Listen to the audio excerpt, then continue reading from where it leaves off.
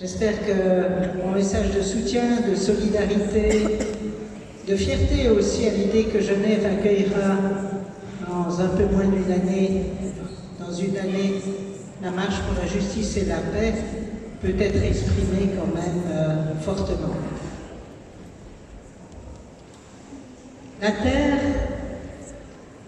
La terre offre suffisamment pour satisfaire les besoins de chacun,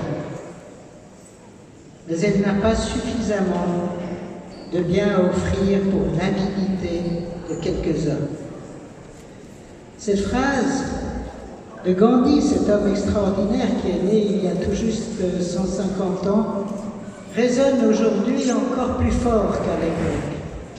Parce qu'aujourd'hui, nous le savons bien, que la terre, qui pourrait offrir à chacun la couverture de ses besoins, est accaparée par l'avidité de quelques-uns.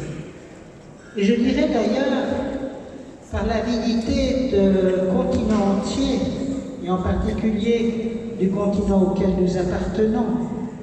Notre empreinte, notre avidité, si vous voulez, est de celles qui, effectivement, rendent difficile la satisfaction des besoins de tous.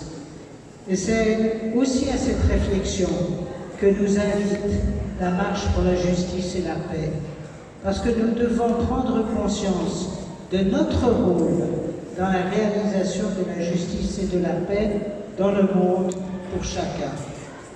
La marche est bien ici pour réveiller nos consciences, pour réveiller aussi la conscience des organisations internationales qui ont leur siège ici, de façon à ce que l'on comprenne réellement qu'il faut mettre fin à l'avidité de quelques-uns pour permettre la satisfaction du besoin de tous. Et je crois que, en rappelant cette phrase de Gandhi, je me fais aussi l'écho des jeunes qui manifestent pour le climat, je me fais l'écho de tous ceux et de toutes celles qui militent et qui s'engagent pour la justice dans le monde.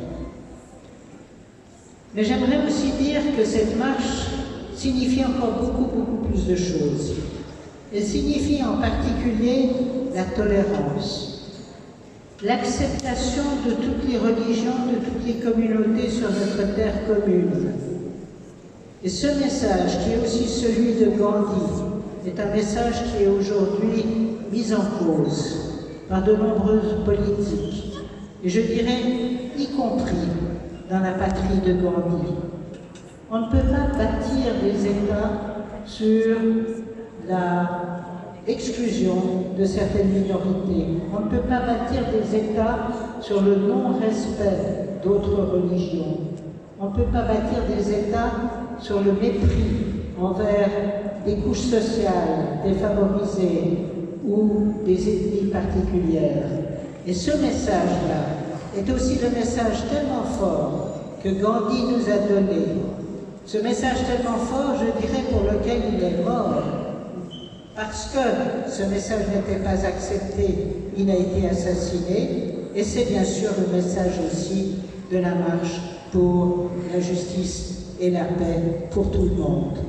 Je suis d'un côté donc très interpellée en tant que Suissesse, en tant que Genevoise, par ce message qu'on vient nous apporter, que viennent nous apporter celles et ceux qui sont du côté de la privation, de celles et ceux qui sont du côté des injustices subies, de celles et ceux, je dirais en élargissant bien sûr, qui essayent peut-être de trouver ici une existence qui leur est liée ailleurs.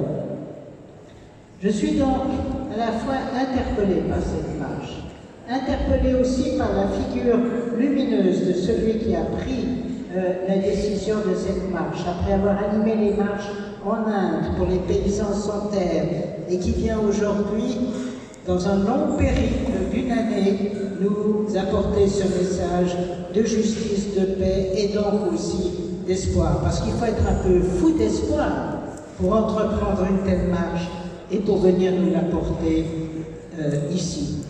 Donc je me sens interpellée, mais je me sens aussi fière. Je me sens fière que Genève ait été choisie comme but de ce voyage. Je me sens fière du soutien qui a été déjà manifesté par tant d'autorités locales, de communes, d'associations, etc., pour faire un accueil réellement extraordinaire à la marche et pour utiliser l'arrivée ici de cette marche pour sensibiliser la population de ce pays, mais également la population du monde.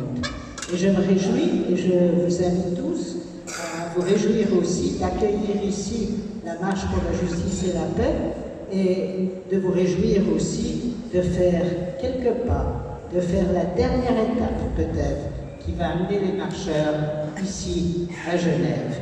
Merci, c'est une année où nous allons suivre progressivement l'avancée de ceux qui viennent nous apporter un message de justice et de paix.